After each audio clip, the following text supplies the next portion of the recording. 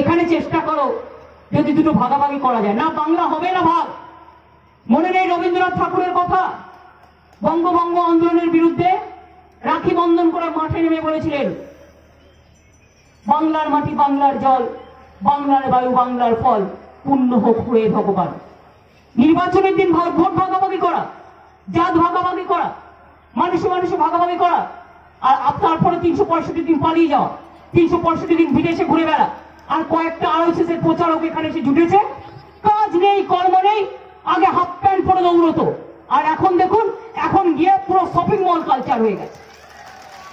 পুরো shopping mall culture হয়ে গিয়ে RSS কা। বসে বসে শুধু কুটুস কুটুস করছে, বসে বসে শুধু টুকুস টুকুস করছে। একে সরাও, ওকে সরাও, একে হাঁটাও, বর্ডারে গিয়ে গরিব লোগোকে ডর দেখাও, কুছ কুছ চিজ দিয়ে দাও। কি মনে করে আমরা জানি না? সব জানি কারা কারা করছে, কে কে আছে। সবাই নজর রাখুন।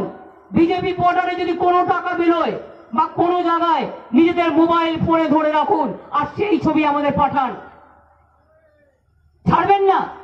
জনগণ খেতে না পেলে টাকা দেয় না। আর নির্বাচনের সময় কত বাক্স আসছে শুনছি, বাপরে, লাল বাক্স, নীল বাক্স, হলুদ বাক্স, কালো বাক্স, সাদা বাক্স, কত বাক্স।